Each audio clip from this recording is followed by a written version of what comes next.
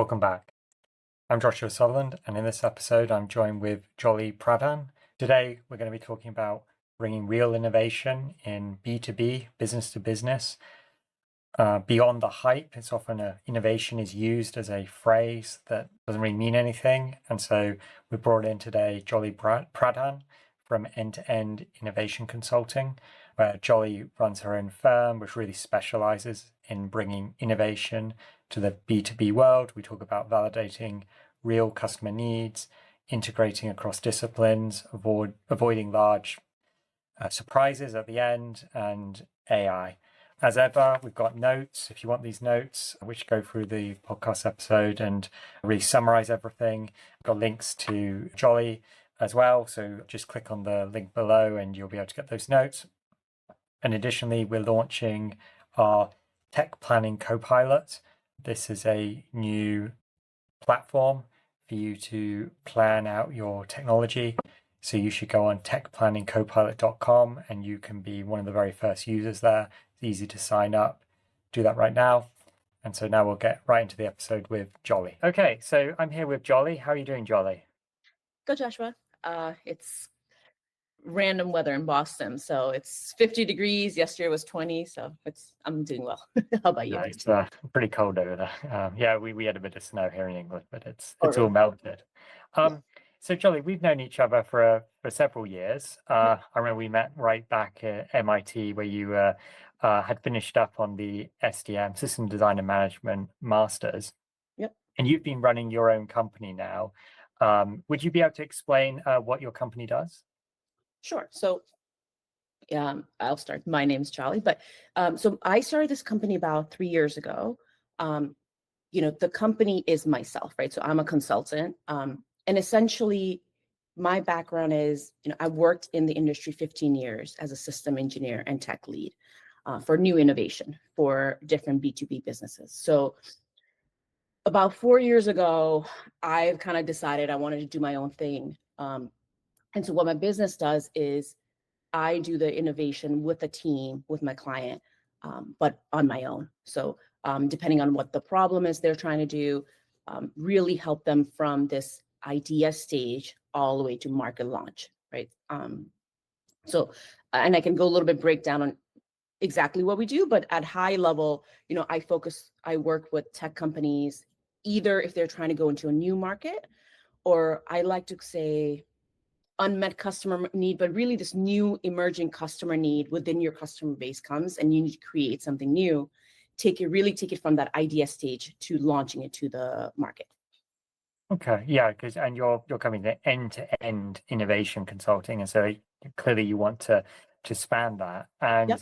I think a perception some people on the outside can have is often we have these great ideas or buzzwords, and they can either come from within a company, individual employees, or externally they see things going on, maybe competitors doing certain things.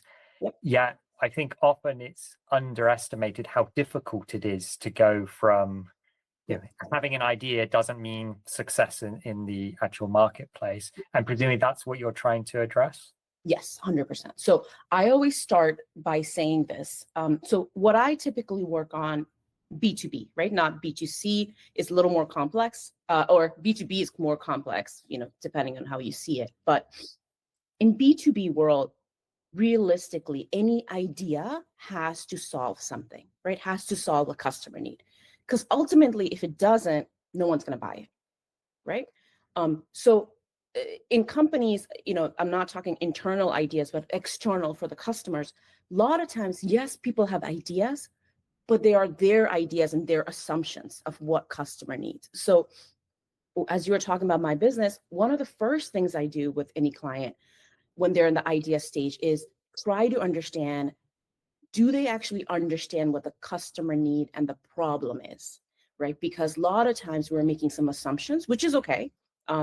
But do we know what assumptions are we making and really get that information, right? So the only way to do that is to interview your customers, understand their pain points, and not be very biased in asking those questions, right? So if I I mean, I said this before, but like, if I asked you, oh, do you like this black headphones? You'd be like, yeah, or no, I prefer them purple, right?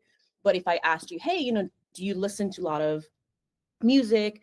Is that something important to you? How do you do it? What are the challenges, right? Really try to not subject my product to you. So that's kind of the step one. Because a lot of times what happens, actually, a few of my startup clients, they'll have an idea and they'll do their interview and then they realize no one needs it. And then they just kind of, right? But to be honest, as bad as that sounds, it's actually good, because now you're not wasting months, years developing something that wasn't really needed in the market.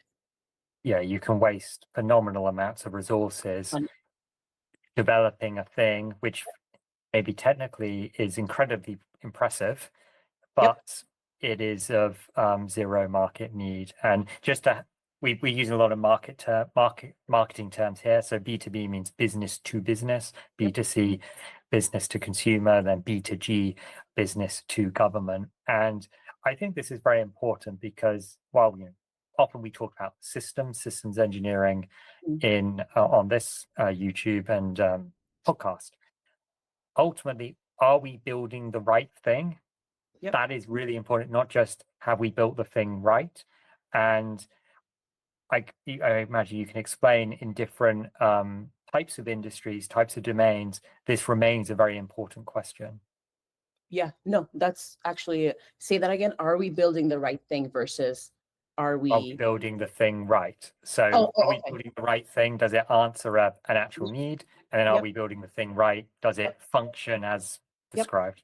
Yep. And that's like step one and step two, right? No, 100%. And I can, try to go back in my memoir of things I've done, which is, and maybe I can start with that where I, started. So my career started, I was a mechanical engineer as a bachelor's. And then I started in semiconductor industry and we were implanters. So without going too deep into it, implanter essentially, the chip that's on your phone, your TVs, things like that are implanted with ions into wafers, right? Pretty complex technology. These implanters are probably one of 20, 30 process to make your chip. And in that company, it's a highly toxic, fully automated system, probably double the size of my living room or this room. And what we were developing was the next iteration. What do we need 5 years? What's the chip that we need 5 years down the line? Probably actually more. And we need to build the tool today. And so the product I worked on was cold implants, which is right now you're doing a room temperature, you have to take it to negative 100 degrees C. Sounds simple, but when you're in high vacuum, fully automated, toxic gas, very complex. So that was a 3.5-year project I worked on. I learned a lot. And so I had a great mentor there, Jay Shire. And really the system thinking is what I learned from him. And, he still probably is senior director of physics department, but really he had that system mindset. And he really taught me about, understanding not just the technology, but really how do people work together in that technology? Because the problem a lot of times isn't if the software engineer is competent or not, but it's more, has the software engineer talk to the electrical, has the electrical talk to the mechanical, have they work together? That's that interface is a lot of times what needs to be solved. Okay. I'll pause there for a second and then. Yeah, so I think there's three things I can see in that. We spoke about sort of the marketing aspect and are we building the right thing? Mm-hmm. Then you mentioned about the time horizon. Mm-hmm. And so I imagine in semiconductors, you're sort of building out for Moore's law into multiple years into the future. Yeah. And then you have this other layer of complexity for all these different people and how do they all work together to build a system that collectively works together in harmony. Yep. And that's actually a lot of when people ask what I do, sometimes it's difficult because I like to say jack of all trades, king of none. So I'm not a software engineer. I'm not a mechanical engineer. I'm not an electrical engineer anymore. I'm not a mechanical engineer anymore. However, my skills are, I can understand how the software engineer is solving it and try to troubleshoot what they're doing, right? And so a lot of times it's not, and when people ask me what I do, I don't design for them because that's what that's the fun for engineers. If I told them what to design, then, what's the point, right? So I always, a lot of times I tell them what the problem is, why it's important to solve it, and what the priority is, right? So a lot of times when engineers are working on different projects, they will work on mine because I tell them, look, this is a high priority project. This is why it's important. Of course, you have your other project, and I'm not going to say work on only mine, but why is that important? And that gives them a perspective of the bigger picture, right? And that's one of the ways I work with different engineers. And that's just, that team was 20, 30 engineers. Outside of that, really the cross-functional team is really the other team, right? It's not just because tech doesn't live by itself. It's the marketing, the sales, the QA, the safety, the manufacturing. All of them have to be realistically, maybe not the same page, if just even the same book is important. And so really I help teams, companies now bring in the stakeholder at the right phase. And sometimes a little early, just so that they understand what's happening so that it can impact them later. And I have some stories where, I've truly learned from things I've seen gone wrong. And I'll give you a true example. Won't say which industry, but I was in a design review, and we had a manufacturing there, safety, all these other teams, and the engineer hadn't presented that idea until the very end. So they're towards the very end, they're trying to sign off, and then it's supposed to go to the market. Towards the very end, I remember very specifically, the manufacturing goes, nope, we can't build that. I don't know why you designed it like that, but we can't actually build it like that. And so they said, no go. And the engineer had to actually go from 8-9 months worth of project to 0. And that was purely because they never presented that idea before to the manufacturer, right? And so I've learned from that. And so anytime I work with clients, especially when I'm hands-on, most of the time I'm very hands-on tech lead, I want to make sure that we have design reviews. And it doesn't just mean, oh, show me your design. It's really to bring in different stakeholders, depending on the stage, and really give them an idea of what's happening. Because they can give you feedback now that you don't want 9 months down the line. Right. And so those are like true examples of what I learned that I implement with my clients. Yeah, so it really sounds like you're trying to de-risk Yep. these projects Yep. from multiple angles as early as possible. So we spoke about marketing, Yep. de-risking, is there a market here? And then design for manufacturing, or manufacturing in general, if it's not even possible to manufacture it, or if you can, it's going to cost a phenomenal amount of money. And so that'll be a bad idea. And there's likely sort of all of these different quality attributes that you have to, reliability, things like Yep. this, that are all important, and you want to de-risk them early. However, and some experience I've had, you don't want the paralysis of, we've got 20 odd things that we're trying to balance, and then Yep. we're not even making any progress on anything. Yes. I mean, do you find that that's a challenge? It is. So this is, again, so that the example I gave you is more mechanical, right? Now I work, even then I did mechanical and software, and now I do software AI, 100%. And that's one of the things I help teams with is when you go into this new market, a lot of times everybody wants to build for everything now, today, cheap, fast, and what's the third one? Quick, right? Like the 3 triangles. The reality is it's not possible. Let me know, whatever team, if you hear, they've done quick, fast, and cheap, So a lot of time that really ultimately, and that's what I help the teams with too, is the priority. And you ultimately know the priority by understanding the customer need and prioritizing what do they need versus what's a nice to have. And really when we're developing it, I really make sure, especially if it's a new product, startups or even otherwise, focus on the need. Because you can have all the bells and whistles, but if you don't have the core things customer need, it's ultimately useless, especially in B2B. Maybe in B2C, you could kind of sell it, make it look, whatever it may be. But in B2B, if the customer can't use it for what they need, and now they replace their old system with yours, they're not going to be happy, right? So really managing that priority is key. And I'm a big believer. I worked in some companies where, when the engineer is working on 5 different projects, why is nothing getting done? Well, the engineer is only doing 5% in each, right? So really, what's the priority project right now? What is the priority feature or priority problem we're trying to attack, and really do it from the need. Then maybe we'll add the nice to have as we do, right? The new features in the future. So I really try to focus on that, because otherwise you're spending months, if not years, developing something, and now you're late to market, right? Now your competitor's there. Now you're never going to be able to get in. Yes. And on those needs, just to dwell on the B2B, business to business aspect, I think, well, the way I characterize it in my mind is that for a B2B sale, if you can quantify a clear return on investment, it's a no-brainer to buy your thing. And Yes. so if that need can be just quantified, it's that they'll just write a check, because we spend $1 and we get $2 back.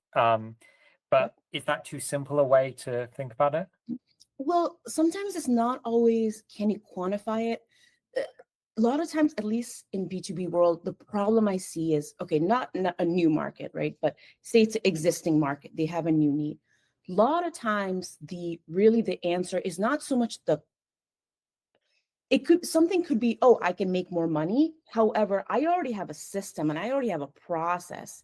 And now you want me to add another process to it, right? A good example, more in medical device or medical diagnostics. Doctors do things a certain way. They already have the process, they have the equipment. Now you want to add one more equipment to it. Why would I want it? Right? It's one more thing. Think about when you open your email. Do you want a 15th email to open just right? So a lot of times, actually, it's not always about the return on investment. Of course, that matters, but really is about, can you integrate seamlessly to their existing systems?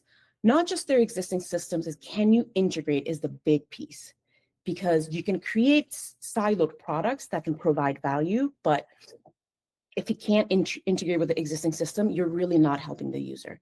And if it's your product could be amazing, and I can give you an example of my previous client. Your product could be amazing, but if they have to open yet another product to do something, they're less likely to use it, right? So integration, actually, I think, to me, is huge in B2B, more so than also return on investment. Yes, and so it's not simply integrating systems, but integrating in the way they do business, how they operate their existing functionality, and does it seamlessly begin to add value without additional training or sort of all this extra burden. And I can give you an example. So, I mean, to be honest, every product line we worked on, for Semi, the same way, we were designing a cold implanter, but it couldn't live by itself. It had to operate the same way it did before, because, like I said, the implanter is just one process of many. So it couldn't be completely different. Now they have to do, so it has to seamlessly integrate.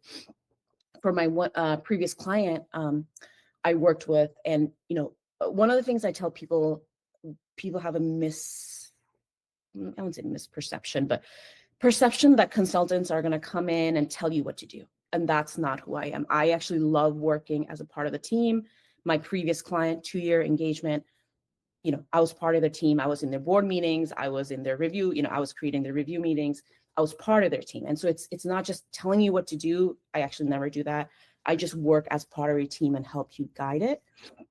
So my one previous client, they were designing a soft skill, like, communication, adaptability, using AI for hiring process. Okay.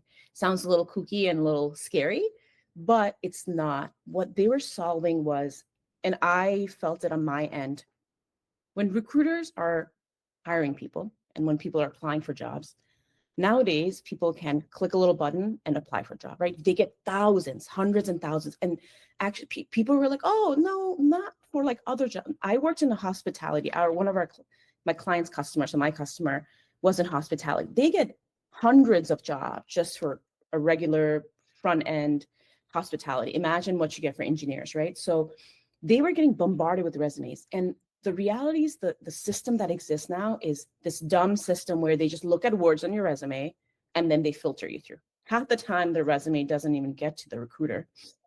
And so what we were designing was, can we create a system where they don't just get the hard skills, which is the resume, is can they get the soft skills?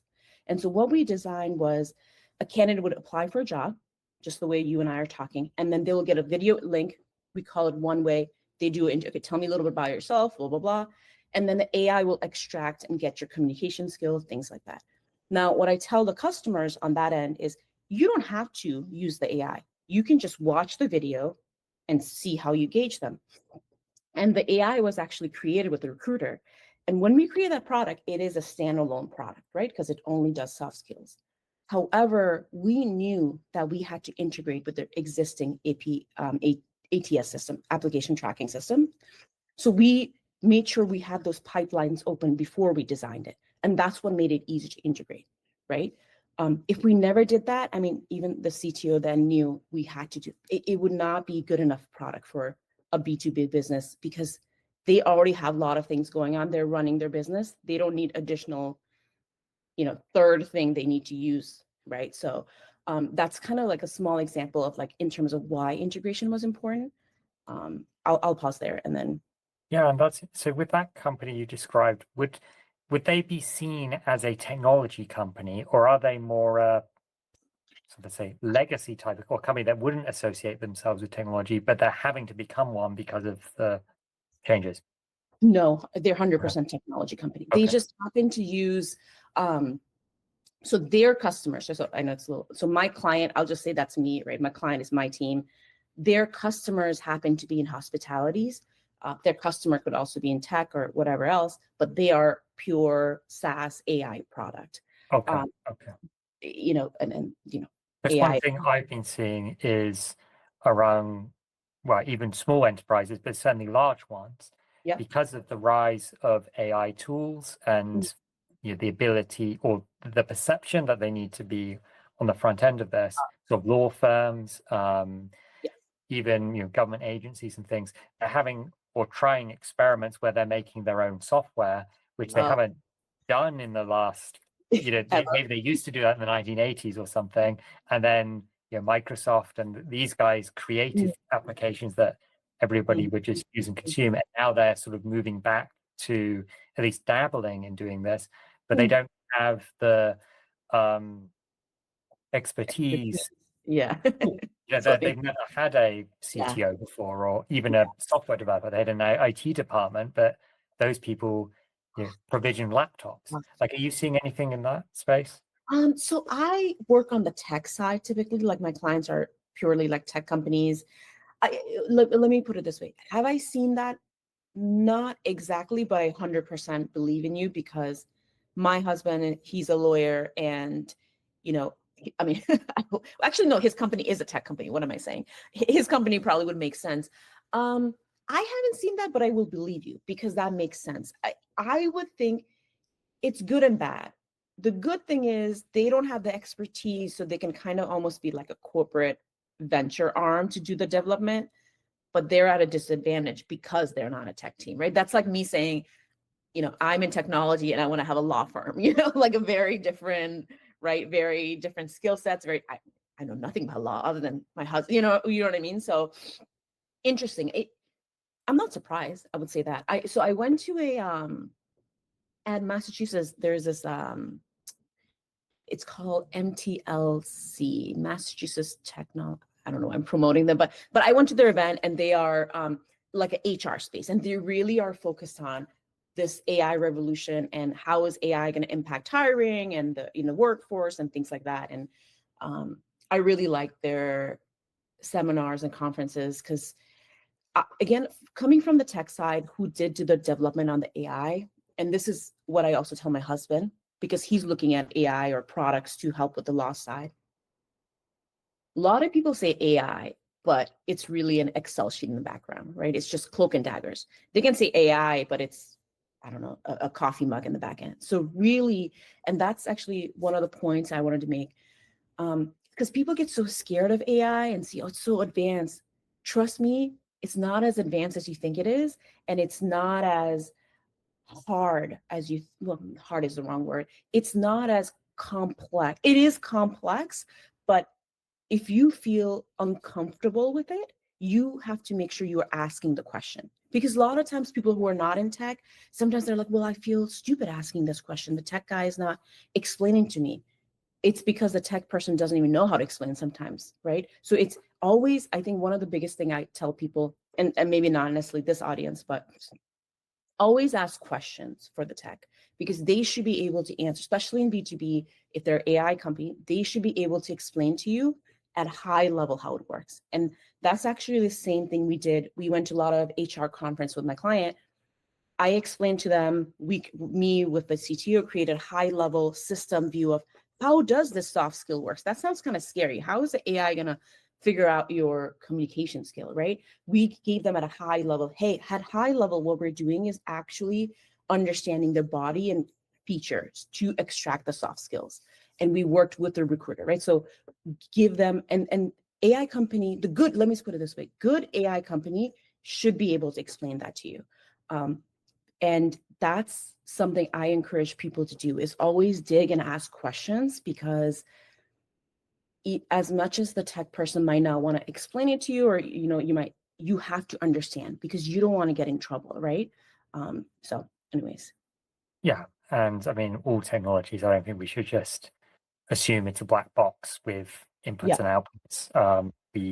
We do need to have at least a rudimentary understanding of even just how it scales. That, like, if you've done your pilot and it's ingested a certain amount of data, and then you're like proposing to roll it out to the whole company, like where's your bottlenecks going to be, and are you going to suddenly have a very large bill for tokens or things that you had? Essentially, what is the consumption rate of the resource that it's running? Actually, for the client, so Paladar is the client, the soft skill team. That's actually one of the things we had to find out early, because we had to store so much video. We're like, wait, right now it's okay, but when we have to scale, it's not going to be easy. So the CTO, he's very smart. He actually built that into architecture early, so that, again, I could have been butchering some of the things, but he built a lot of that scalability early so that we could scale as we went to we got more and more customers. Yeah, and that sort of data usage, people, I knew a similar thing with surveillance footage, Yeah. where sort of the provision for the amount of storage, that if you just imagine you've got a lot of cameras and you're proposing to store even a week's worth of data, it becomes phenomenally large. And I think technology trends, that Moore's law isn't quite, we're not really fulfilling the pathway of Moore's law. And I know storage costs as well. And you see RAM costs right now, where we had this assumption that, every year it just gets cheaper, and the cloud will just be sort of In the very cloud. cheap. Yeah, and it isn't the case. And Yeah. not saying doing a pilot project is in any way easy. It is not.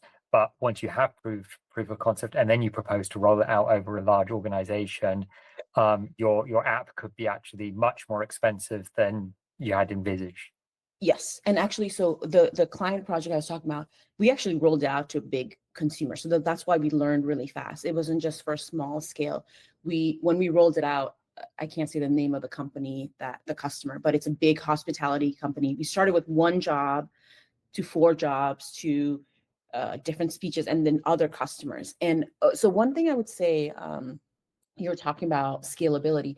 That's one of the things also I do, and in terms of system, is thinking about the system architecture before you do the design, right? That's where understanding what are the different, again, you can't solve for everything, you'll never be able to, but understanding what are the use cases can it go to, understanding the limitations. So for example, one of the examples, and I hope the CTO is still doing it, for the HR, because it's hiring, you had to save that video for, I forget if it's a year or 10 years, I forget, but they have to save that for certain, for a certain period of time, because it's for hiring purposes. And that was one of the requirements. And if we had designed for this, like, it's just a pilot, and it would be a lot harder. So those are some of the system things we designed in the architecture before we did the actual development, right? That part, I don't know how much of the CTO did that part, but definitely the integration was a big piece. Right. So that's some of the things I help teams with. It's not just, do you understand? I mean, of course, the big piece is, do you understand the market? Do you understand the problem? But the next phase really is, yes, we're going to do the concept, but what is the architecture going to look like on the back end? What are actually, even before the architecture, what are your high level requirements, right? So something for us, like I said, integration is big. The video, storage is big. what are some of these high level things we need, and then prioritize that too. Because at the end of the day, all of them can be priority. You're never going to get an architecture with everything in it, but you need to know what your priority is, and you design architectures, 1, 2, 3, compare it, whichever is the best, you use that and move forward, right? Yes. So those are some of the things I do as well. That's a little maybe different than maybe the way product is worked, but I don't know if that's, Now, so if somebody has read things like Lean Startup or these sort of, let's say, Silicon Valley mindset ideas, move yeah, fast and break things. yep. I mean, and they've internalized that. What sort of advice would you be giving them? That's a type of mindset where I tend to view it one of less about long-term scalability and more like we'll figure out the problems as we go, and our speed is our primary driver. Yep. Let's put it this way. Everybody has their own pathways and how they do it. I don't disagree in a sense. I was on a bigger corporate company, and one of the hardest things for them was people were moving way too slow for development. And when you're moving too slow, the competitors are eating into the market, right? So don't get me wrong, when I'm on the system side, I'm not necessarily always saying, make sure it's good for long term, because if it's not good for short term, now your competitors come. So I want to make sure we balance both. However, if you just focus on the short term, you're going to get eaten away long term, right? And I have I won't say which company, but an exact example in my head. Same mentality. Again, I don't want people to come after me. I don't necessarily think it's wrong. You just have to balance the long term and short term. You can always think lean, but you also have to think long term. A great example, okay? I won't say which company. It's a SaaS. It's a big organization. They had a software product. They initially started at quote unquote MVP, small product for one customer, okay? But they never thought about what was the need of your general customers. They just thought of that one big customers because that's the customer that's paying you. They created the product. It was great. The customer loved it. Now they needed to scale. And as they were going to scale next step, they realized, wait, that customer we solved that problem for was only like 5% of all the customers. We didn't actually address that 95% of the customers. And what they do, and this is a true story, true company, when they start designing the next phase, now they're just putting duct tapes because now the architecture solidify, right? If you're in software, now it's not like even a hardware, right? You create a water bottle, now you have to create some holes. Now they're just putting duct tapes around. And this duct tape has become this like ball of yarn. And when I was there, probably 4 or 5 years into the development, all the software engineers do is not any development. All they do is just fix the duct tape. There's no development, right? And the harder part is they can't scale. So every time they have a new customer, they almost have to copy and paste and develop another product. That's very bad for software because now you have these copies of software you have to update all, right? So I think that's the one thing I really encourage people who have this lean mentality. And again, I don't think it's wrong. I think it's good. You should move fast. You should make mistakes. That's the only way you learn. However, don't move, and that's one of my quotes, don't move so fast that, I think that's sometimes a little bit of a problem in this like tech world. We move so fast that you're not even like processing what's happening, right? So I think it's, what's that book? I wanted to read, I haven't read it, like think fast, think slow, something like that. But really it's— Canahan, I think Daniel Canahan, Thinking Fast and Slow. Yeah, and it's like you have to balance both, and that's where a lot of times companies get in trouble, yeah. Yeah, no, that makes sense. And I mean, my view is often one of you need to just characterize the situation and apply a methodology that makes sense for the situation. And I would never want to be beholden to a particular one. It's just this is where we are and this is what we should do. And too often I think people sort of try and sell a solution as if it's this one size fits all, and there isn't in any aspect of life. There's not one perfect meal. It's like there's many different types depending on who you are and what you're interested in. And I think there's, like I said, it's always a balance. So for the system side, it might take a little bit longer, but especially in B2B, you have to make sure, right? But ultimately what we're doing is we're saving on the other end. because if you hadn't thought about that, right? So it's really about balance, to be honest. And I think being a victim of essentially success, in the sense you've got user base, people want to use this app, but you didn't architect it for that scalability, can be a little bit more predictable, I think, when you are in this B2B space with an established player who already has a customer base. So to some extent, there is de-risk of the market fit, because if your sales guys already have a good relationship with their Yep. clients, they can Yep.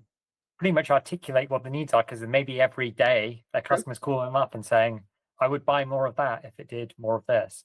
Yep. And whereas applying a pure startup methodology who doesn't have any customers, they need to quite quickly find out if there is even a market for their innovation. Yes, 100%. So like my previous, like I said, I gave some examples of corporate companies, and you're 100% right.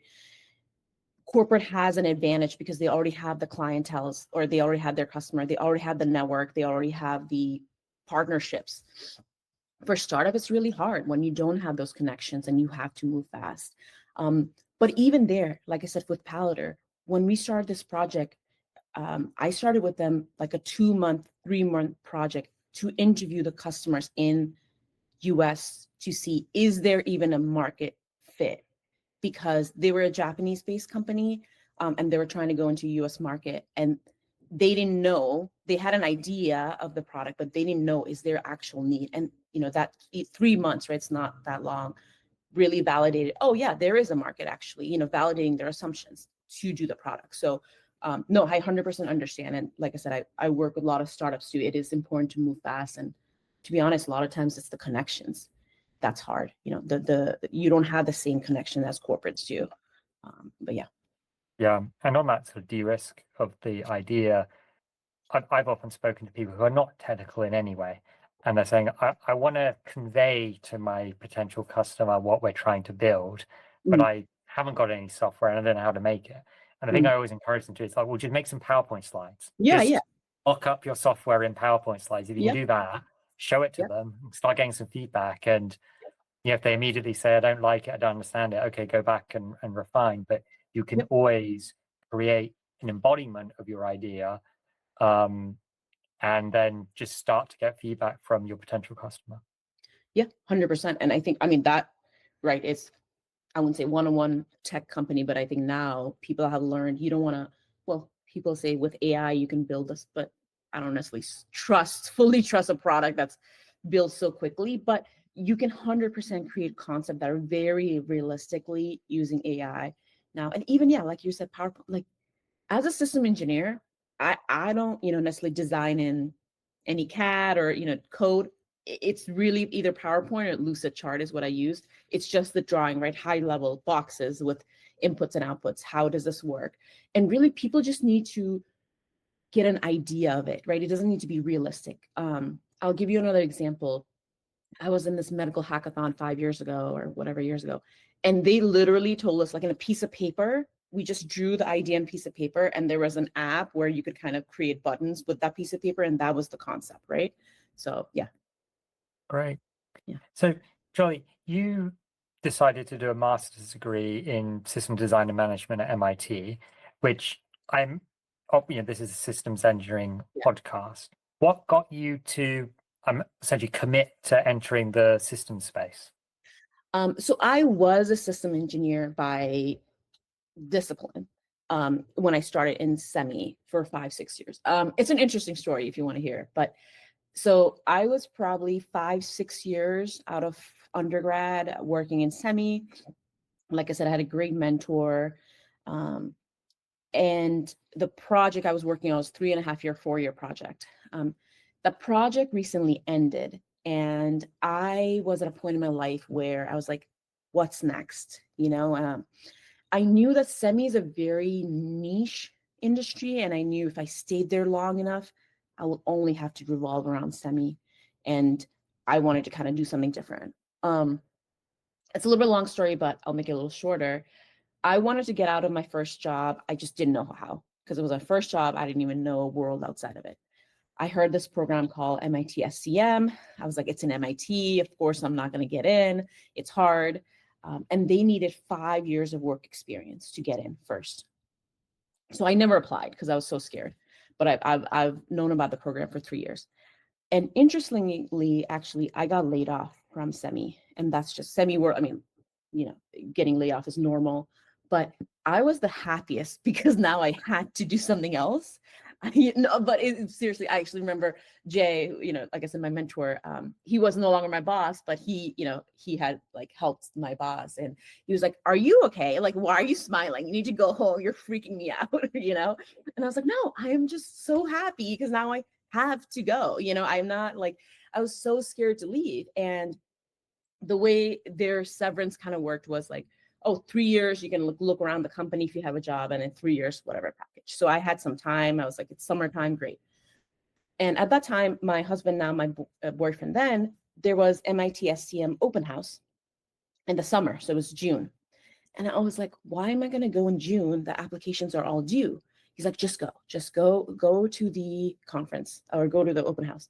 I went to the open house and I told this girl, I was like, hey, I've looked at this program, blah, blah, blah. She's like, go talk to the director. And I was like, what am I going to say? I haven't applied. They were already let in the next class. He's like, just go talk to the director. I was just telling him, like, I really like the program. I love, one of the things I loved about STM is it's really not, it's of course about the material, but really it's about the people who come in, because it's people with like 5, 10, 15 years of work experience. So it's not, you don't necessarily quote unquote learn anything new. It's more so, how do different industry apply those and different words they use, right? So I really loved it. And so anyways, I was talking to the director. He's like, cool. He's like, come in December. I'm like, no, that's too in the middle of the year. So he's like, okay, cool. We said bye, essentially. I didn't give him my card. I didn't have a card then. I didn't give him anything. I just told him my name is Jolly. He emailed me a week later. Okay. Like I said, I didn't give him. He emailed me saying, hey, Jolly, you have an application open. It was because I hated my job so much that I had woken up at 2 a.m. one day, opened up an application, wrote my name, my address, and hit next, but I never did anything. Not even populated the No, I didn't. Just my email background or address anything. and my name. Yeah, because I didn't, I was scared and I didn't even do any of the application. He's like, because you had this application open, you can actually apply. And so that's how I, got into MIT, because I had my GRE and, just stars aligned, right? So long story to what you asked me, but really for me, a lot of things that has worked in my life has always been very much like either stars aligning or just I happened to be in that space and it just worked out. So Yeah, and long story. people, general advice, seize opportunities. Like if you are made redundant from a business or something, you use that as an opportunity to do something bigger and better. Like it's never the end. Yeah, and it was really scary, but honestly, that's what, like I said, my mentor thought I was crazy, but I truly, again, different people have different stages, but sometimes it's a freedom in there. Sometimes it's the universe saying you have to do something else. So I was fortunate, like I said, that I got to do the next big thing for me. And how did you find? So you had previously been working as a systems engineer, but having, by understanding, your bachelor's was in mechanical engineering. So I imagine you were picking up systems engineering on the job rather Yep. than having a rigorous course. Yep. How did you find then doing a full spectrum degree in it was in having practical experience previously? So I love, and not to be cocky, I think a lot of people who do the systems engineer, again, they're not all systems engineer, but a lot of times people have those processes. So a lot of people came from defense, army, and so that the V diagram, they follow the same process, right? So we use the same words of verification testing we did in Semi, the requirements we did, but actually I learned a lot about the system architecture side because I didn't do a lot of those. And to be honest, like I said, the thing I learned is not so much about the material. It's really about when the professors talk about the material, it's the, students who have experiences say how they've used that or how maybe they haven't, right? And so that's really what I learned a lot there, is how different industries use the same thing differently. And I truly loved it. I mean, it was intense. We were able to take, just for the audience who might not know the STM program, you take courses in both School of Sloan, so business school, and engineering. And then you have this core, which is your system architecture, system engineering that you take. And so it really gives you freedom to kind of take any course you, of course, there's some requirements, but freedom to whatever course you want. And I think that's why it also makes sense for people who have work experience, so that they kind of go towards what they like versus, right, if you're just out of college, it's not program for you. But I truly enjoyed it a lot. I loved it. It's really, when it happened, it really changed my life in a sense that I was feeling pretty down and just in my career, and it just gave me that next spark to go next. Oh, fantastic. Yeah. So certainly people should check out. This isn't a full boat Yeah, advert, but not at realistic. all. Yeah, Uh, yeah. I don't get any commission, and I don't. Yeah, Joan will be happy, but no, it really is a good program, and I think, people always ask me like, why would you go back to school again? I'm like, to be honest, I was fortunate, but it always gives me like a spark. Of course, you're poor again and you don't have any money, but it really, just being able to learn again is something I always love. yeah. And I mean, I would always push back on that person in the sense like more people should go back to school. There's lots of things to learn. And, Oh yeah. I'm always super encouraged when I meet an older person, on retirement and like, oh, I just enrolled in my PhD. Oh Like yeah. I've had, this idea in the back of my mind, and Yeah. I need to go and do it. And it's I think it's incredible. Yeah. Yeah. No, I'm 100%. I'm always that's one thing about me. I'm always a learner, and I think anybody, you should always be learning something new every day, right? Because otherwise life gets boring. And yeah, I always think of, I don't know if it was TikTok or whatever I saw.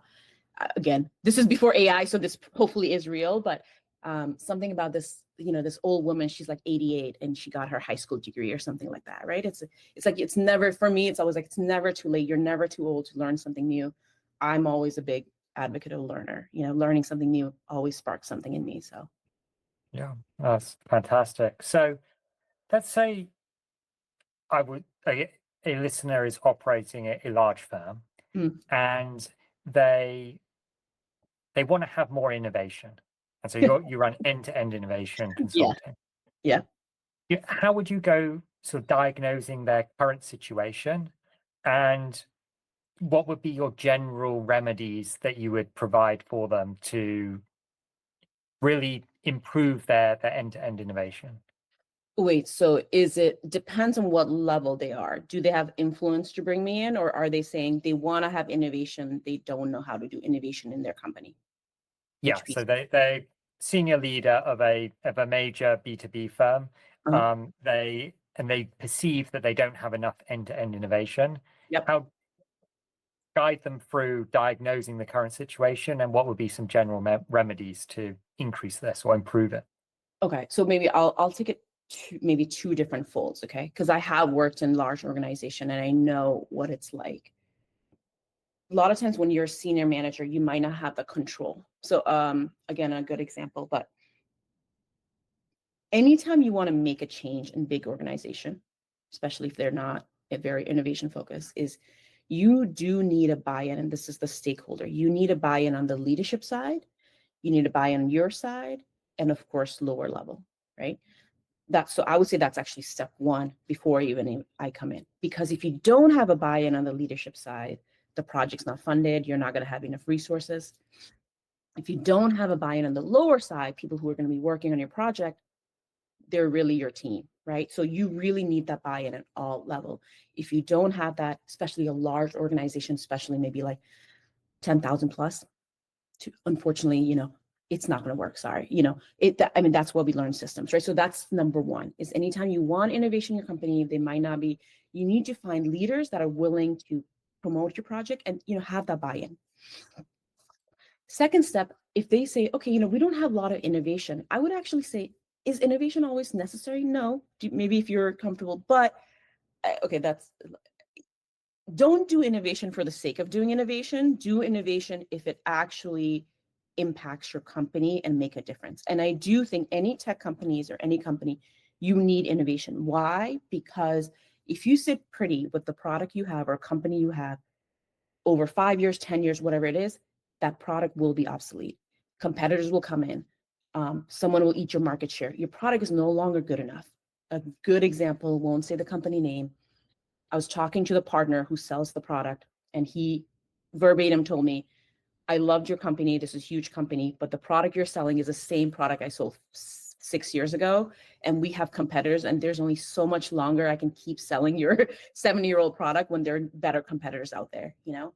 And so that's why I think so step 2, long worded, but why you need that innovation, right? Which department? I think then find out, where do you want that innovation? Do you want that on the, helping your customer? Do you want internally? And then I think that the step after that is that 4 stage of innovation. Again, depending on what it is. So give me like an example. Do you mean like a product innovation or internal innovation? Let's take it as an internal one. So we've identified certain areas of our business processes that we think are inefficient. Okay, so let's say internal innovation. Okay, so you determine certain processes are inefficient. Okay, step 1, I would say, is draw that end to end, or even from the beginning to end, of what that business process is and why it's inefficient, right? So maybe this is the department that is inefficient.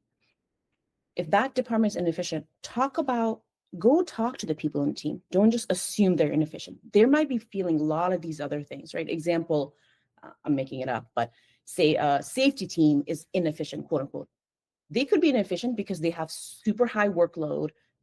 They don't have enough people to do the work, and they're right. So really go talk to the people, talk to and try to understand from their perspective what's happening, right? I think I'm a big believer of that also is, don't always make assumptions, because when people think of innovation, like, oh, we need to replace something, but really there could be like a internal issue going on, right? If you don't have enough work. So draw that end-to-end diagram, go talk to the people in that department, and what are the ins and out of that, right? That could make them, and help, help them, of course, the department, but the things that's coming in and out, right? So the safety thing that I just randomly gave an example, they might not just have enough work, overhead. That's why they're inefficient, right? So really it's that, using the same innovation process, understand the customer, understand what's happening, and then involve them in the development process, right? I think that's how I see of innovation. Does that It answer? sounds like it does, and it sounds like you're not leaping towards a technological solution, that we're not writing code immediately. We're No. diagnosing our problem, and potentially there is a solution that is more human-based. Yep. And a lot of times, yeah, 100%. So again, I don't do too many internal development, but and that's the AI, now that's one, you were asking me about trends, and, I'm pretty sure everybody's seen it. Every company probably has this like AI strategy, but really AI is just a tool to solve something, right? If you need you're trying to take like a screw out of the wall, you're not going to use a hammer for it, right? Or maybe you could, but just be a huge hole in the wall. But really, it's just a tool. Is that tool right for you? So it's truly about understanding what the problem is, not the AI solution, right? So a lot of times, problem is not always, let's put it this way, tech is not always the solution, right? That's just maybe one of the solutions, but you truly have to understand the problem. Yeah, that definitely makes sense to me. So I guess the other thing would be, we mentioned about AI, and AI is just a tool from a range of tools. If you have, let's say, someone more in the middle of the company and they're getting a lot of push from maybe above, where's Yeah. our AI thing? Oh yeah. Yeah. Do you have any advice for them that how to handle that? I had a thought on that. Give me 1 second if that's okay. Because I actually wrote something down recently. I never turned it into like a blog. Give me 1 second. Let me see. I would always say to people when they're like, where's my AI? Is find problems, right? Same way I was saying, if you're looking at a processes, understand the problem first, and then figure out what solution goes into it. Again, I can't help you if, your company's strategy is to have an AI, but to be honest, ultimately what I believe is if you're just throwing an AI for the sake of throwing an AI, you're going to fail, because now you just added I don't know, like I said, is, for example, that safety team. Oh, we should just add an AI there and they'll be more efficient. No, ultimately they won't, because they don't have enough people to do the work, right?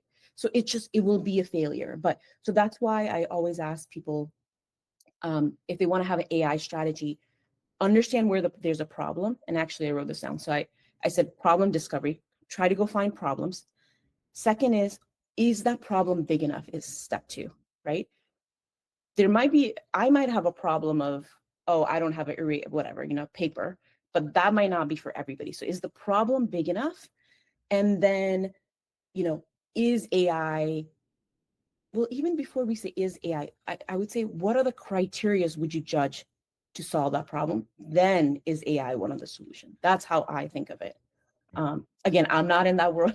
I don't get pressured to have AI, but I think even in your leadership and even within yourself, always remember, when people are pushing it, remember AI is just a tool, and it's not always the right tool, even though I'm in tech world, because you don't want to implement something that's for the sake of implementing it. You will just cause more problems in the company, Yeah, and your approach, that sort of structured problem-solving approach, sounds a lot more sensible and won't result in blowing a lot of resources on a solution for a problem that, as you said, is maybe too small or doesn't even exist. Yeah. And I think that's part of the kind of the discovery. Again, like I don't do a lot of like the internal ones. I do always external, but if let's put it this way, I don't always think of we have to implement AI. I always think of what is the problem, how is it big enough? How am I gonna judge it? And is AI one of the solution? If AI happened to be one of the solution, sure, right? So for my palator, AI just happened to be one of the solution because they had the product previously and it actually did help. That's how I kind of think of it. And with any company, I mean, if you're implementing AI, like I said, always start small. If it's a big problem, don't start implementing throughout your company, right? Just take a small pilot team, try to implement there, test it, see how it works, give it time, and then scale. Don't ever just then that's just throwing a wrench in right. If you know how to cook and now you're adding, I don't know, this random recipe in all your recipes, right? It's not good. So yeah, there's essentially no benefit in an immediate rollout and causing a lot of harm. Just for the sake, no. That's actually what I probably feel the most sympathy for, people to have a quote unquote AI strategy when you might not necessarily need it. Yeah. Great. So, Dolly, do you have any additional thoughts you'd like to share with the audience? Not particularly, but I would say, I think in terms of, we talked a little bit about why system engineering is important in thinking, right? I think, what I would say with system thinking and just any technology development, what I want people to think about is, whenever you think of any problem, always look at the end to end, not to, promote, but really and why I also name my company end to end is, you always want to look at from beginning to end, maybe not from eternity, not from when you were born, but really understand, if you're looking at a specific area, what is the beginning, what is the end, right? For my client, I always ask them, when the, candidate comes in till when the candidate goes out, draw that out. Always look at the big picture before you zoom in on the second picture, right? That's one. And I think second thing I want people to kind of, anytime they go into innovation or whatever it is, I wrote a blog about it, but second is assumptions. I think that's the one. Everybody has assumption. There's nothing wrong with that, but always know what your assumptions are. That's actually what I want people to think about when they're going into, right?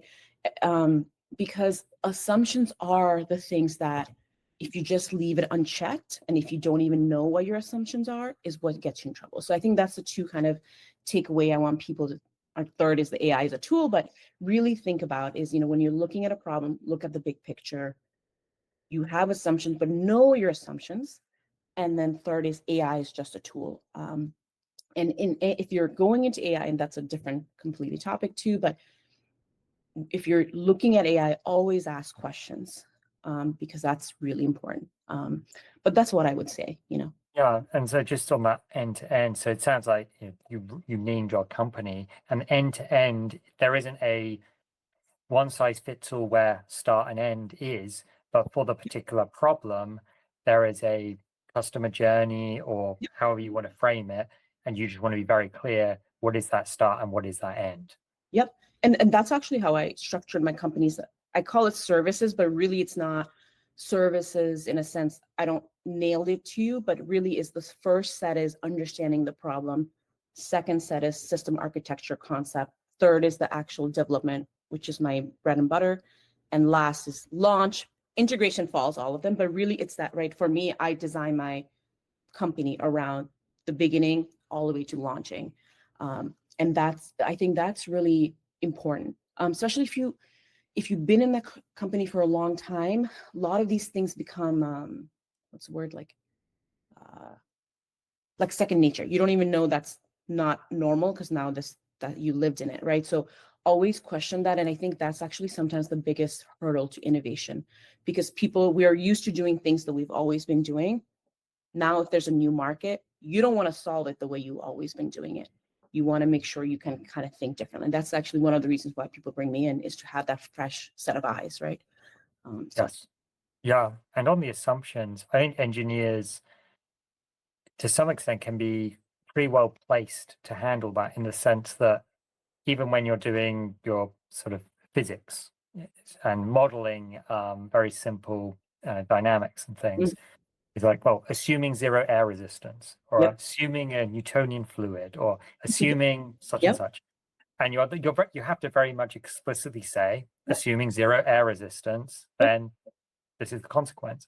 Yep. And I think you're almost saying, but let's say that on a bigger level. Like, we are currently assuming that this many people are interested in our product, or we're currently assuming that we can manufacture this thing, and maybe be explicit about that.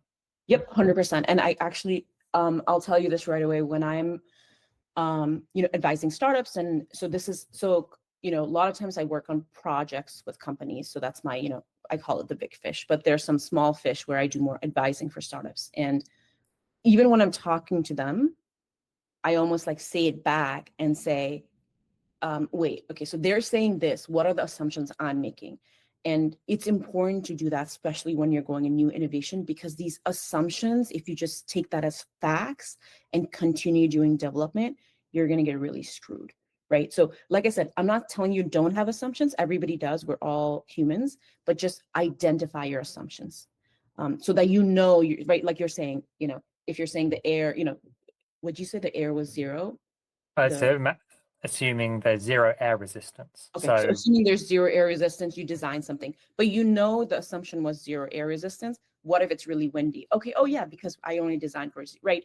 Just even knowing that is important. It sounds very simple. I think sometimes people, and again, we are all humans. Once you start working in the industry, we almost like forget all these things we learn in school, which is fair, but like, yeah, I mean, I can tell you one example of, I was in, it's a PhD, and he, them were showing 2 data points and saying it was a line. And I'm like, didn't we learn we need at least 3 data points, right? Just things like that. So I think, assumptions is a big one, especially in innovation. Just know what your assumptions are, and that's kind of good enough. Actually, that's step 1 and the biggest step. And then you can move off and start to investigate them. Say, well, are we right in assuming that, and we've got some data to back it up, or actually it turns out reality is a bit different, and we're going to have to change those assumptions. Yep, no, 100%. And that's actually some of the startups when we're doing the earlier journey.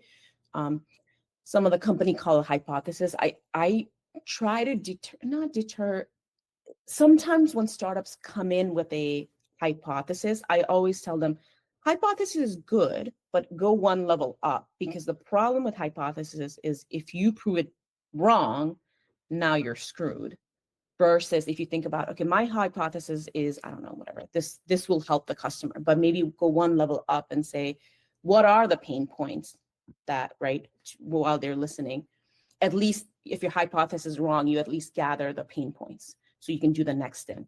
I do see that a lot in startups, because then the hypothesis falls, now what? And then like, well, you already did all the work, so yeah. Yeah, and like just play with that headphone example you had there. Like, I imagine the big pain point was that we used to have a cable coming between our iPod and your headphones, or your phone and your headphones. And like, I think it's been proven that people prefer the Bluetooth experience. Yep. However, there's a whole load of different Problems. problems with that. And, does the consumer, are they able to understand how to do Bluetooth pairing, or Yep. the technology behind that? But sort of playing just with the idea that, well, there is this problem that there's a cable, Yep. causes me issue when I go running or True. live my life with them. And then let's investigate loads of different ways of solving that and see which Yep. ones work with the customer.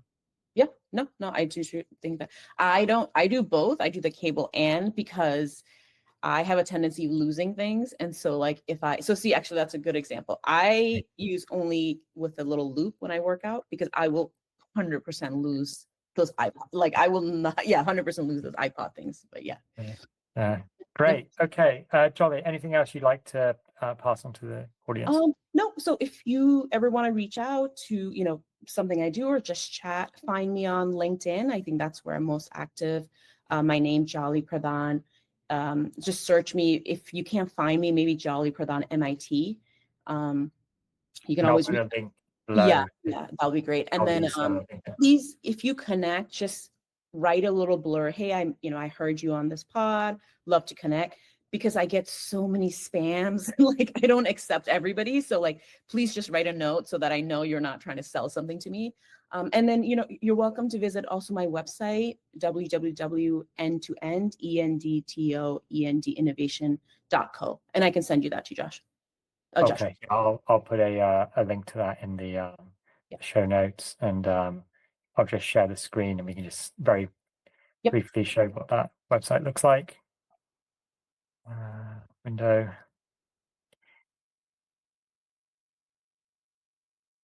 There we go. And this is Jolly's website, endtoendinnovation.co. Great. Okay, well, it's great to be talking with you, Jolly, as ever, and look forward to connecting again into the future. All right. Yeah, thank you for having me. Have a good one. Right. Hope you found that interesting. If you want to learn more, as I said, we have the notes, the summary notes. You can click on the link below and get those. There are links below as well to Jolly, her website, her LinkedIn. As I also mentioned, we have techplanningcopilot.com. Currently, it's we're gathering up users to be some of the first beta testers. So be sure to do that. Otherwise, I'll see you next time. Goodbye.